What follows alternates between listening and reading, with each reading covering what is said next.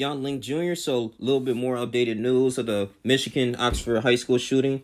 So Michigan school shooting, the latest, Ethan Crumbley, who's the suspect, his journal probed as prosecutors mull charging parents. So the investigators have uncovered the 15-year-old Ethan Crumbley, who was carrying out a mass shooting in school in Michigan, had cited evidence of a detailed plan in his journal. So according to the Oakland County prosecutor, I believe it was Karen McDonald, she cited the evidence which she said could not be made public at a press conference on Wednesday after she announced Mr. Crumbley is being charged as an adult with 1 count of terrorism, 4 counts of first-degree murder, and 7 counts of assault with intent to murder, and 12 counts of possession of a firearm and a commission of a felony. Ms. McDonald said the charges stem from undeniable evidence that Tuesday attack at Oxford High School was premeditated.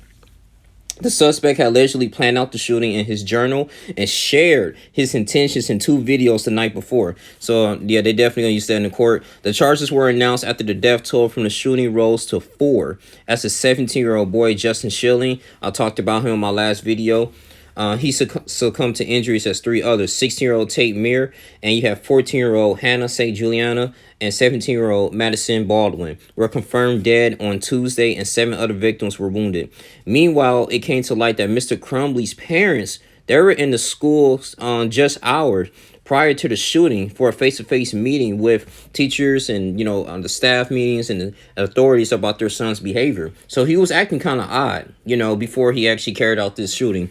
The teen allegedly posted a chilling countdown on Instagram's hours before the shooting, writing, "Now I become death, destroyer of worlds. See you tomorrow, Oxford." And then, and that was the crazy part too, because I think it was an interview I talked about. They interviewed one of the students, and once they seen that on social media, because kids have their cell phones, I'm pretty sure, in high school, and they always on there, and they come across like, wait a minute, this kid ain't Ethan. He planning on trying to shoot up the school, and he informed his mom. It's just crazy, man.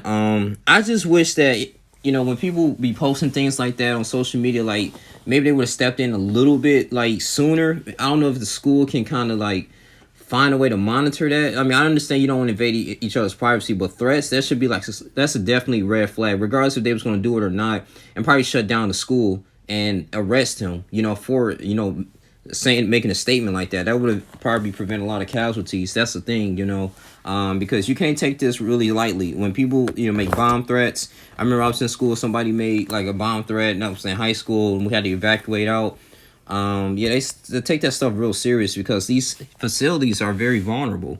Teachers are not armed. The only thing you rely on is maybe the police liaison there, and it's usually one. We had one police liaison that was there, and he had his main job was to make sure like over 1,200 students were protected. You get me? It's a big high school. You got to be real careful, man. It's ridiculous, but you just pretty much look for the local police to go ahead and step in, because all we have is the principals, that police liaison, and hall monitors, and it's making sure you not lollygagging or missing class or skipping class, and they usually pretty much report. That's what the hall monitors do. But it's just really still sad there. But like I said, there's still some evidence here. He's definitely, like I said, all them counts of terrorism, 12 counts of possession of firearm. It's ridiculous, man. Yeah, so he should do life in prison. And I think it was reported that he was never bullied anyway. Like, people really didn't know him like that.